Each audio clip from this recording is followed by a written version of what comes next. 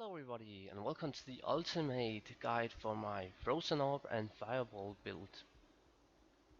So this character is the original character for my ultimate magic finding, but one of the things people commented about in that video was that the Fireball and Blizzard build, which works great for magic finding, it's okay, really just sucked overall. It wasn't a very powerful build, and I completely agree. One of the reasons why it was really weak is that yes, Blizzard does get a lot of damage for very few points, but it's just not a very good spell overall. Another thing is that Frozen Orb, while less damage, is actually a very high single target damage. If you correctly use it, you aim the Frozen Orb to explode inside the enemy's body, which just makes it a much more powerful spell. So that's why I remade it now to a much better build. So the general idea of this build is that you cast Frozen Orb. So like you cast Frozen Orb, and as you can see the skill goes red, which means you can't do anything until the cooldown is off again. But in that time you have 1 or 2 fireballs and then you cast. Like you get the point now. It is a very mana costly way to play, cause Frozen Orb costs 43 mana and Fireball costs another 50 mana when you cast 2 of them. But this combined way to do it is just a really high amount of damage. I would say this is as good or maybe better than my Lightning and Frozen Orb build. It's definitely better than a 117% faster cast rate Lightning build. And I would also say that it's almost not quite as good, but it's still pretty good compared to a 200% faster cast rate Lightning Sorceress. So yeah, that was pretty much it for the introduction. Now I will try to make this guide fast, because people want, fast information and they don't want to watch a too long guide, so I'll try to make it short this time. Okay, on with the show. So, stats, pretty damn simple. You want just enough strength for your Monarch. Since I'm using Enigma and also Sandstorm tricks, this is actually pretty easy to reach. Currently I have a little too much strength, but yeah, it doesn't really matter too much. Basically just get 156 strength for your Monarch and then put rest of the points into vitality. You should probably try to get 15% enhanced defense on your Enigma and 15% enhanced defense on your shield. It does help a little bit. Another thing is that you can also go for fully upgraded Mage Fist and then try to get good defense on your boots and your belt. But this is minor things, it's not gonna help a lot. I suppose the helm would actually be the most important part where you can try to get a lot of defense from. But like Shiver Armor, Shiver Armor here, 4893. Getting good defense is very nice. Just quickly compare this to my Frozen Orb. As you can see, Shiver Armor does give me quite a bit more defense, like 500 more. Vitality, at least 1000 before battle orders. Mana should be at least at 400. And now for the really fun part. Even though I'm using Enigma, I'm able to cap all my resistance but cold. I have just +1, barely enough fire resist, so it's a very close cap, but I do manage to cap all my resistance but cold, which is very great. And that is what this build is gonna be all about, trying to cap your resistance using Enigma. So yeah, I think that's pretty much it for the stats. So let's take the build. It's gonna be pretty fast, this one. It's pretty simple build as well. So you basically just put all the pre-quest, then you go for Shiver Armor. If you feel like you want to save a single point, you could go for Frozen Armor, but Shiver Armor is the better buff. Then you max your Ice Bolt, you max your Frozen Orb. Ice Bolt just gives that slight more damage to Frozen Orb, which makes it quite a bit better. The all-important Cold Mastery, you do not want to have any points other than +1 into this. This is due to Infinity already giving, a very high amount. I think it's like 80 or 90, 95 or something like that. minus cold resistance, and honestly, you cannot, and I would say this again, you cannot break cold resistance, no matter how many points into cold mastery or infinity you're wearing. It's just never gonna happen.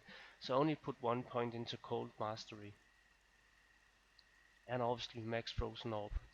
Now, since I'm using Enigma, I'm only gonna take static field, and that's it for the lightning tree.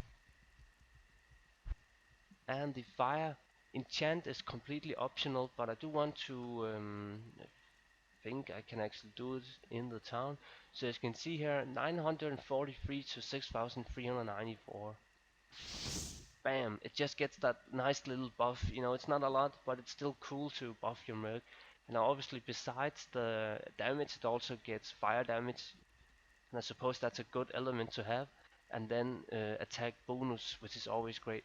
So like if you face physical immunes, uh, the Mercy Chant has fire damage. It's a minor little thing, but it's always good. 1 point into Worm is all you're ever really gonna need. Firebolt, Firebolt. These are the main skills you pretty much just want to max first if you're leveling the character and whatnot.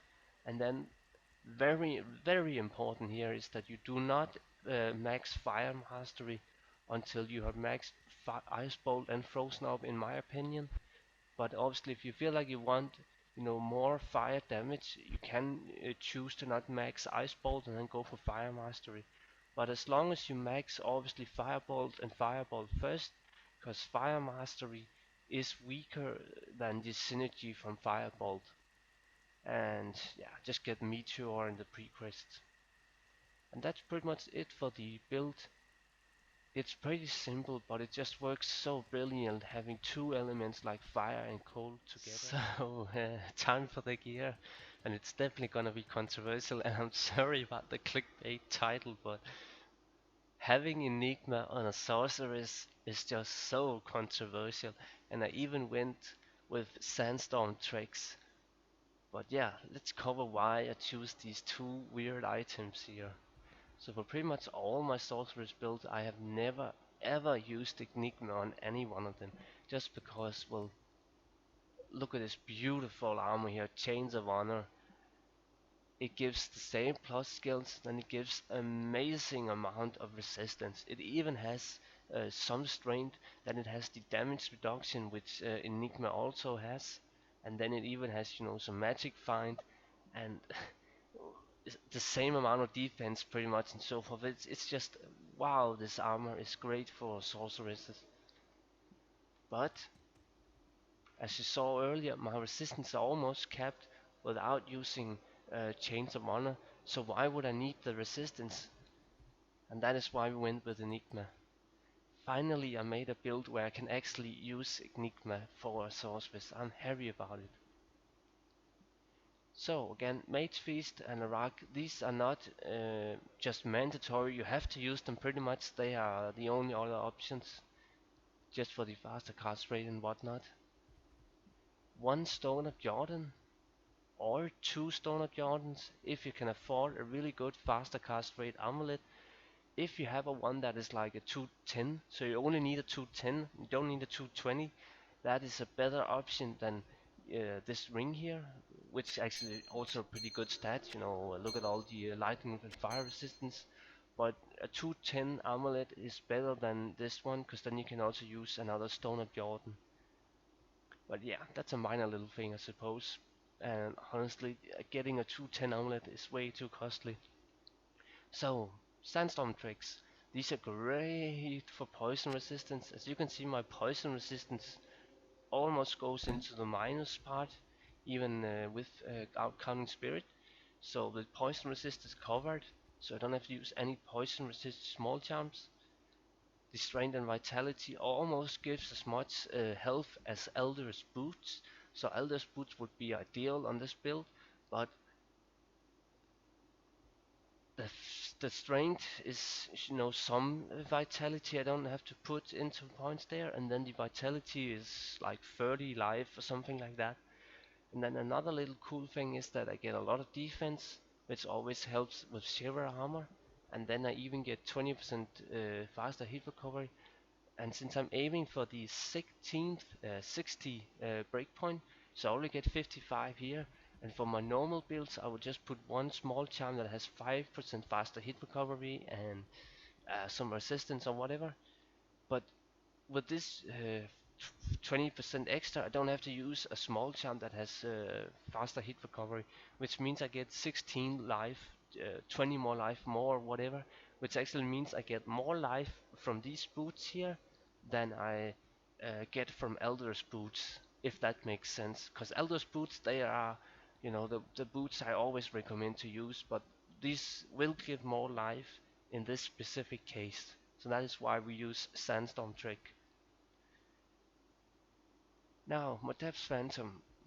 It's very important that you value resistance on this one. Now, the problem with Dev's Phantom is that it has such a crazy amount of rolls. Like, it goes from 15% cold damage all the way up to 30. So I miss 5% cold damage, and then it goes all the way down to, I think it was 20 lightning and fire resistance. Basically, this item is a bitch to get good stats on. I I hate this Phantom. Nobody sells them, and it's so hard to get it. But yeah, just try to get as good resistance as you can and damage. And yeah, Nightwing's Wield. There's really not much more to say about this other than try to get good stats on it. It doesn't really matter that much for the cold absorb dexterity, but do value the defense if you can. But yeah, that's pretty much it. Now, another thing I also want to cover, this is a more nerdy and in-depth thing, but I will mention real fast. Fire facets, 5/5 fire duels are actually better than cold, just because the way the gear scales with cold mastery is gonna give less damage from cold duels. So ideally, I removed these duels here, which I didn't really bother for.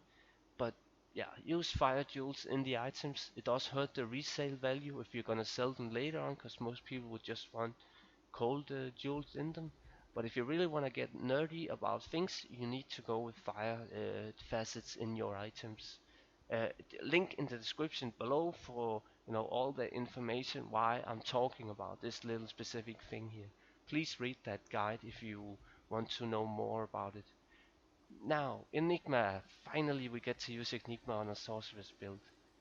So, +2 to all skills, great. 45% faster run wall, very nice. It's good for, dodging projectiles, and it's very great in the town. So I'm just gonna quickly showcase just how slow I run without Enigma on. So yeah, this is like pretty slow. And I put on my Enigma. Oh yeah, oh yeah. Very nice for the town run speed. Enhanced defense, a lot of defense. Then it gets all the way up to like 64 strain. I'm not in that high level, only 86. It's just so great to get that much strain, because then you don't have to put that much strain yourself into it, and you get more life. Increased maximum life. This is gonna help a lot on your health. I'm just gonna quickly showcase just how much life that is.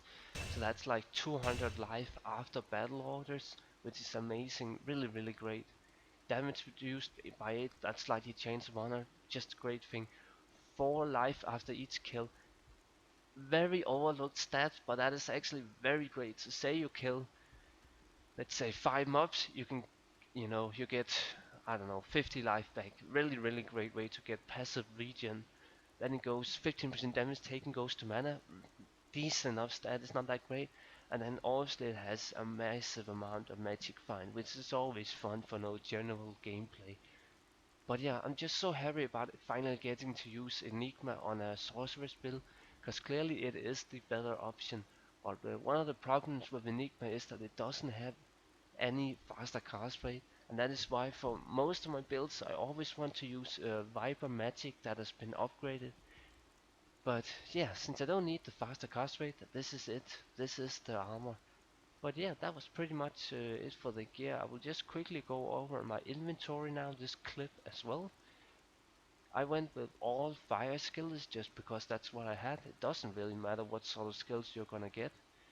But I do suppose that fire is the overall better choice just because you get more value out of fire mastery than cold. So say I had more points into cold, The cold mastery would not help, but the fire mastery does. So overall, fire skillers are the better choice. But of course, if you want a really strong frozen orb, go for cold skills. You really do need to value your Nelius and your torch. It's all about getting the tiniest little bit of resistance. Now again, I'm only capped my fire resistance just barely, so that is why we really need a highest as possible Nelius and torch resistance. It doesn't matter about the stats, like this is a 11-9, so this is really low stats, but it has very good resistance. And then it's all about getting good resistance on small charms. So these are really ideal small charms. These are very expensive and annoying to get. If you have some, like the perfect stats would be 20 11s, and they cost as much as 10 FG, maybe even more than 10 FG. And it's just really hard to get these good small charms, but you really have to if you want to cap your resistance, which helps a lot on the survival. But yeah, that was pretty much it for the build, so just a short bit of gameplay. So next up is the gameplay. Just gonna quickly showcase the Merc as well. And Daryl's resets with an increased attack speed dual, and this time just a max damage, just because that's what I could get fast. A fortitude value, the defense in this one, it just helps a lot on the survival, the rest of the stats doesn't matter at all pretty much. And then an infinity Colossus Voluk. If you want your Merc to survive even better, you should go with a 30 fire resistance and increased attack speed dual, but again, the Merc is gonna live regardless. It's really just fine, you're not caring too much about the survival of the Merc. So I want to show some gameplay now. So we basically just go for call to arms, buff that up, then we switch over to zero armor. Then you put enchant on your Merc if you chose the ability. Maybe even buff yourself, just because it looks kinda cool. Like your orb turns into a reddish color instead of the blue, which is, I suppose, fun. But yeah, so again, the idea is just, now this is actually, this is cold attacks. So like I can't do much against both cold and immune to mana. I just have to straight fireball, which like it does pretty well anyways. But like this is perfect. These are also fine. The problem is that a lot of the mobs you're gonna face in the game are both cold and fire immune, but these are great. Like you saw there, I get to cast my frozen orb and then I spray my fireball. When you don't face either cold or fire immunes, the damage is just so much higher. Cause being able to both send a frozen orb and fireball to the target is just gonna wipe it out completely. Let's see if I can find some poison resist skeletons down here. Usually there are some skeletons. Oh.